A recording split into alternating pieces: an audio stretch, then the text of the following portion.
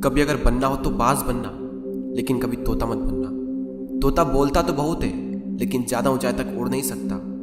बाज बोलता बहुत कम है, लेकिन सबसे ऊंचाई पर उड़ता है, और बाकी पंछियों का राजा होता है एक बाज। आज मैं आपको 5 ऐसे पॉइंट्स बताऊंगा जो कि हर इंसान को बाज से सीखना चाहिए, और लाइफ की बहुत बड़ी लर्निंग है इन 5 पॉइंट्स में। पहला लेसन, ईगल फ्लाई अलोन। बाज अकेले उड़ता है और बाकी पंछियों के मुकाबले सबसे ऊंचाई पर उड़ता है। बाज अकेले उड़ेगा, लेकिन कभी भी चिड़िया और छोटे पंछियों के साथ नहीं उड़ेगा। बाज हमेशा या तो बाज के साथ उड़ता है या फिर अकेला उड़ता है। और इस समय यह सीख मिलती है कि छोटी सोच वाले लोगों से हमेशा दूर रहें और अकेले रहो, क्योंकि यही वो समय है जब खुद को जानने का असली मौका मिलता है।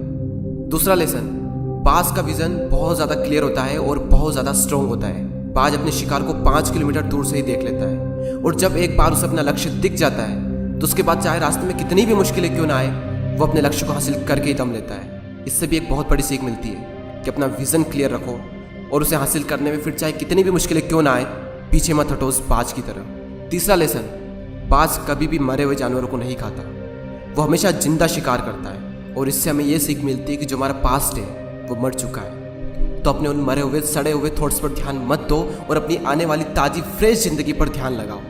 अपने पास्ट की पुरानी यादें जो तुम्हें तंग करती है उन्हें वहीं रहने दो जहाँ पर उसकी जगह है, और तुम्हारे पास्ट की जगह है तुम्हारे पास्ट में, उसे वर्तमान में जगह मत दो। क्योंकि एक बार अगर तुम्हारा पास्ट तुम्हारे प्रेजेंट में आ गया तो तुम्हारा पास्ट तुम्हें कभी प्रेजेंट में नहीं रहने देगा। पास्ट में तुम्हारे साथ कितना भी बुरा क्यों ना हुआ हो, वो सब यादें, वो सब थॉट्स मर चुके हैं, और उस बाज की तरह बनो जो कभी भी मरी हुई चीज़ों को नहीं खाता। चौथा लेसन, जब आंधी तूफान आते हैं तो बाज बहुत ज़्यादा एक्साइटेड हो जाता है। जब बारिश होती है तो सारे पंछी छिपकर बैठ जाते हैं, लेकिन बाज को बड़ा मज़ा आता है। जब तेज हवाएं चलती है तो बाज उन हवाओं के सहारे और तेज़ी से ऊपर की ओर उठता है, और ऊपर उड़ते उड़ते इतना ऊपर उड़ जाता है कि बादलों से भी ऊपर पहुंच जाता है। और इससे भी एक बहुत बड़ी सीख मिलती है कि मुसीबत में मज़ा ढूंढो।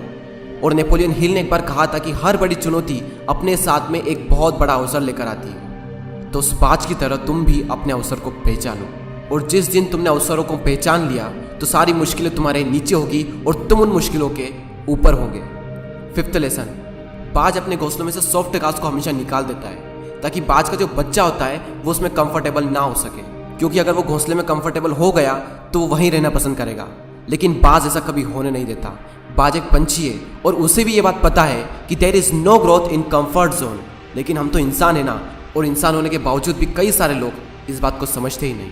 आप जितना ज़्यादा कंफर्ट जोन में रहोगे, आपकी लाइफ आने वाले टाइम में उतनी ही ज़्यादा अनकंफर्टेबल हो जाएगी।